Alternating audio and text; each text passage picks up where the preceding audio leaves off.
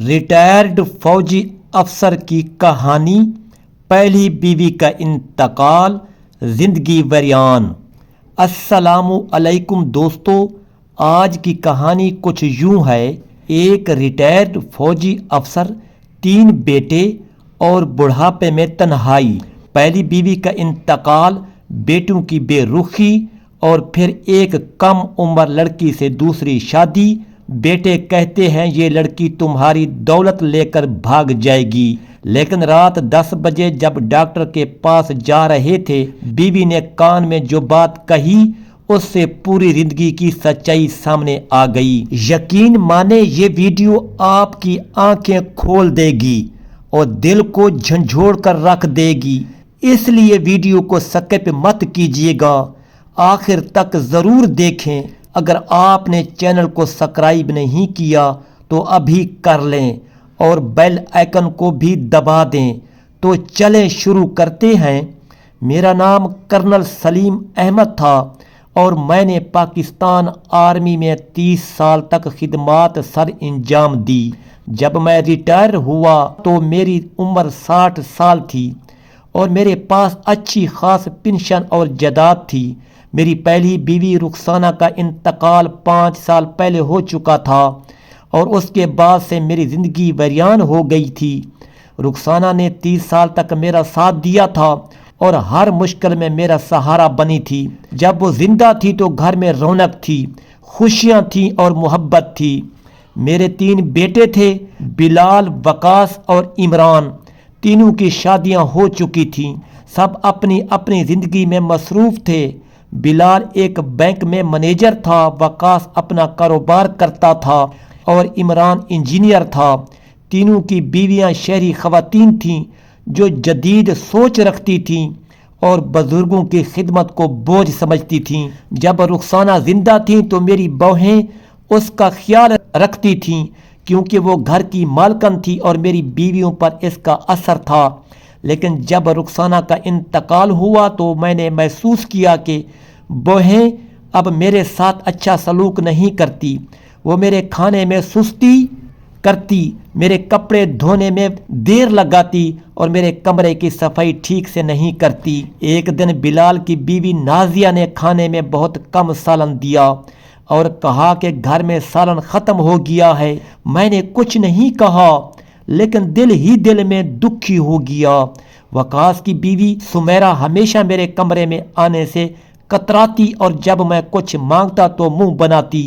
عمران کی بیوی عائشہ تو مجھ سے بات تک نہیں کرتی تھی۔ میری صحت بھی خراب رہنے لگی تھی، مجھے ذیابیطس اور بلڈ پریشر کی بیماری تھی۔ روزانہ دوائیں لینی پڑتی لیکن کبھی کبھار بہویں دوائیں دینا بھول جاتی۔ میں نے بیٹوں سے شکایت کی تو انہوں نے کہا کہ ابو آپ کو غلط فہمی ہے، بیویاں بہت مصروف رہتی ہیں۔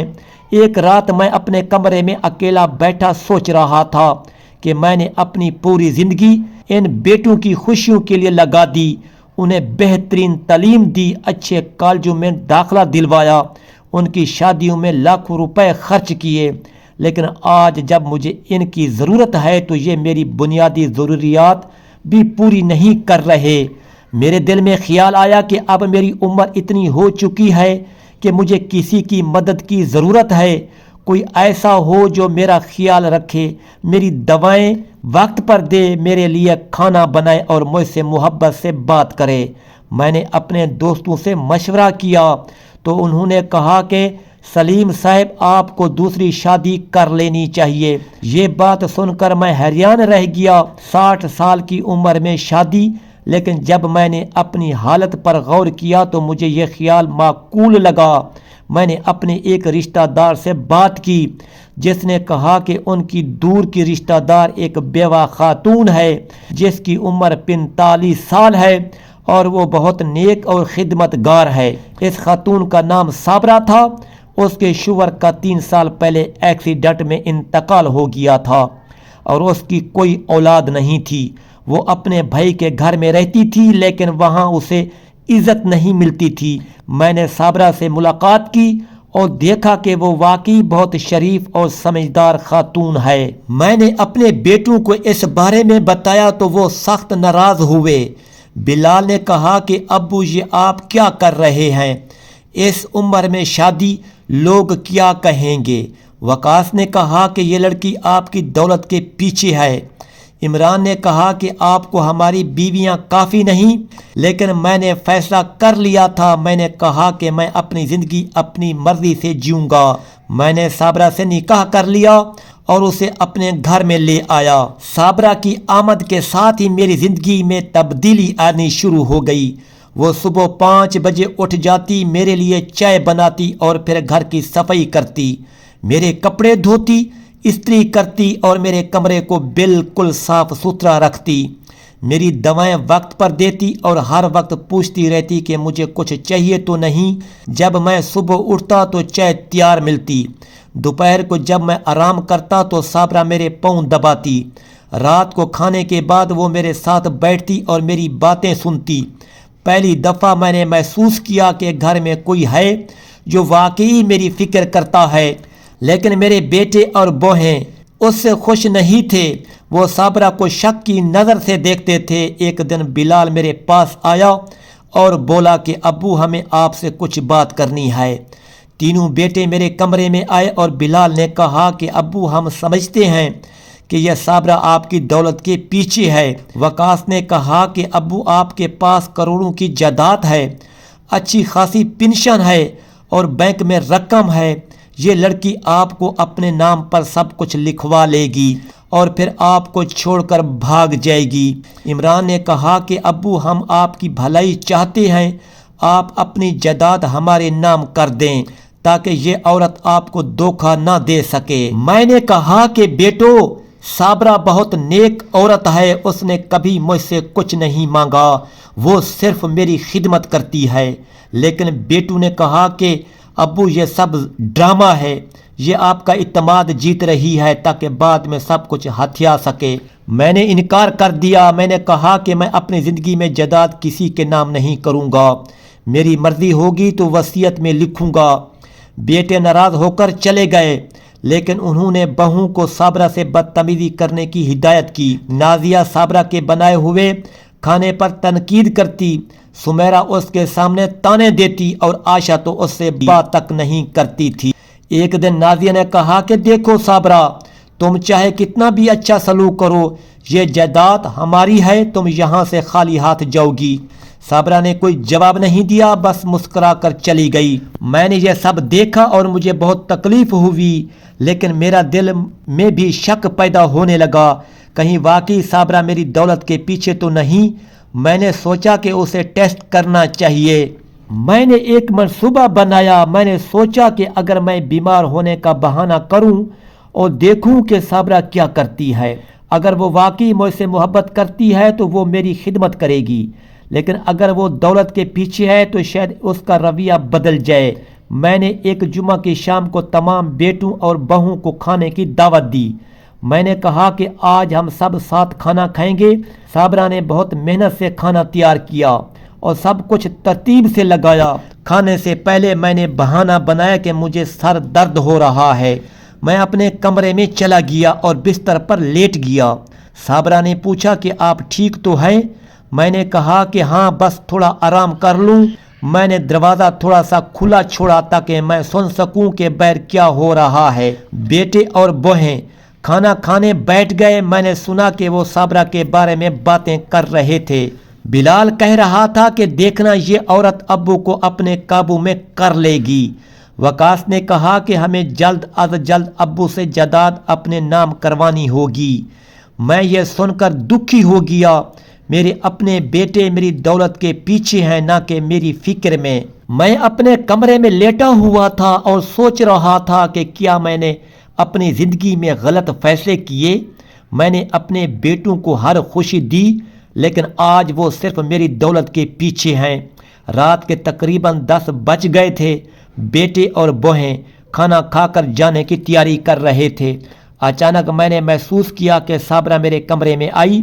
اس نے دھیرے سے دروازہ کھولا اور اندر آ کر میرے پاس بیٹھ گئی۔ میں نے آنکھیں بند رکھی جیسے میں سو رہا ہوں۔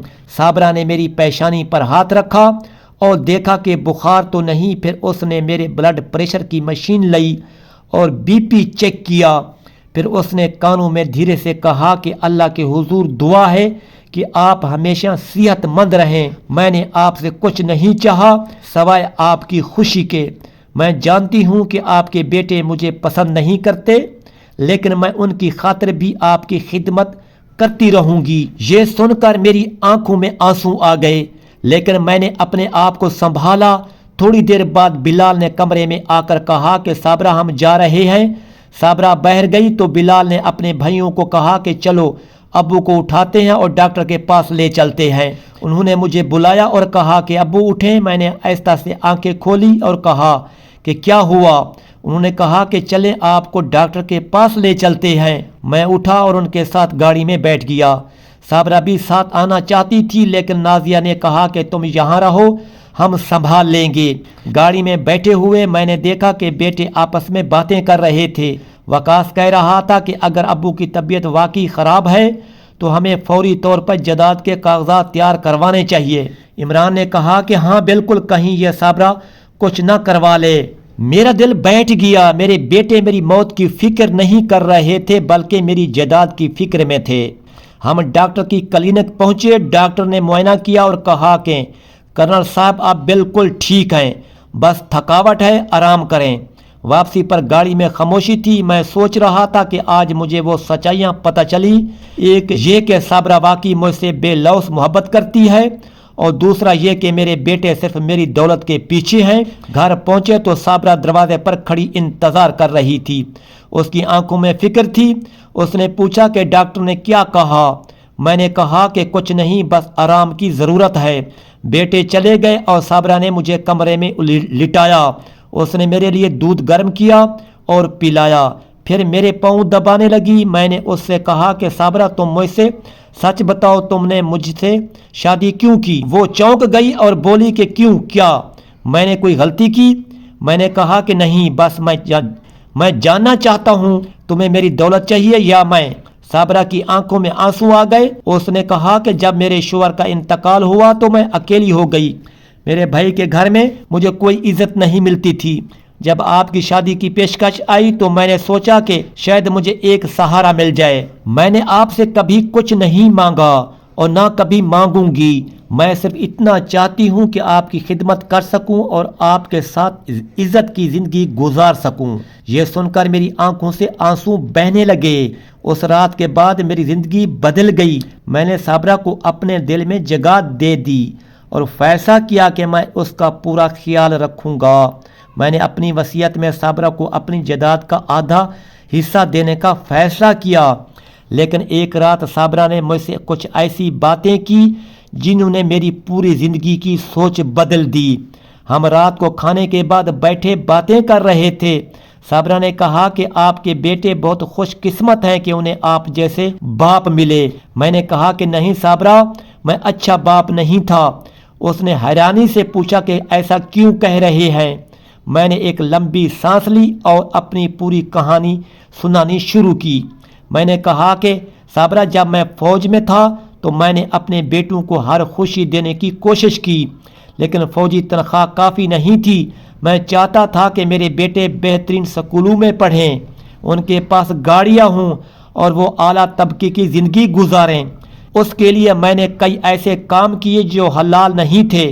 میں نے رشوت لی، سفارشیں بیچیں، غیر قانونی کام کروائے اور بہت سا حرام مال کمایا۔ میں جانتا تھا کہ یہ غلط ہے، لیکن میں نے اپنے بچوں کی خوشیوں کے لیے یہ سب کیا۔ صابرہ چونک گئی اور کہا کہ لیکن آپ تو فوجی افسر تھے۔ میں نے کہا کہ ہاں تھا، لیکن میں نے اپنے اصولوں سے سمجھوتا کیا۔ میں نے سوچا تھا کہ میرے بچے مجھ سے خوش رہیں گے اور میرا خیال رکھیں گے، لیکن آج دیکھو وہ صرف میری جائیداد چاہتے ہیں۔ صابرہ نے کہا کہ یہ حرام مال کی لعنت ہے۔ قرآن میں اللہ نے فرمایا ہے کہ حرام رزق میں کبھی برکت نہیں ہوتی۔ جب آپ نے اپنے بچوں کو حرام کھلایا تو ان کے دلوں میں محبت کیسے ہوگی؟ میں رو پڑا اور کہا کہ کاش میں نے اپنے بچوں کو حلال کھلایا ہوتا، کاش میں نے حرام مال سے ان کی پرورش نہ کی ہوتی، آج شاید وہ میرا خیال رکھتے۔ صابرہ نے میرا ہاتھ پکڑا اور کہا کہ اب بھی دیر نہیں ہوئی، آپ توبہ کر لیں اور جو حرام مال ہے اسے صدقہ کر دیں۔ اللہ بہت رحم کرنے والا ہے۔ اس رات میں نے فیصلہ کیا کہ میں اپنی باقی زندگی حلال طریقے سے گزاروں گا۔ میں نے اگلے دن اپنے وکیل کو بلایا اور وصیت میں تبدیلی کی۔ میں نے لکھا کہ میری آدھی جائیداد صابرہ کے نام ہوگی اور باقی آدھی کو 3 حصوں میں تقسیم کر کے ایک حصہ یتیم خانے کو، ایک حصہ مسجد کی تعمیر کے لیے اور ایک حصہ غرباء کی مدد کے لیے دیا جائے گا۔ میرے بیٹوں کو صرف اتنا ملے گا جتنا شریعت میں ان کا حق ہے، یعنی میری پنشن کا ایک حصہ۔ جب میں نے یہ فیصلہ اپنے بیٹوں کو بتایا تو وہ بہت ناراض ہوئے۔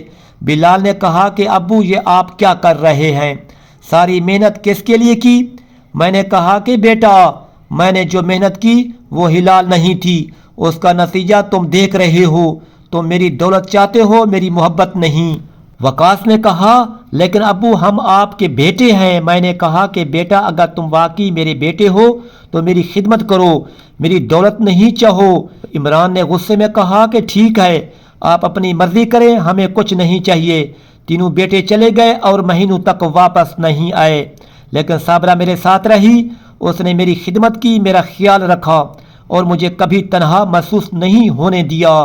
چند سال بعد میرے بیٹوں کو احساس ہوا کہ انہوں نے غلطی کی، ان کی اپنی زندگیوں میں مشکلات آئیں۔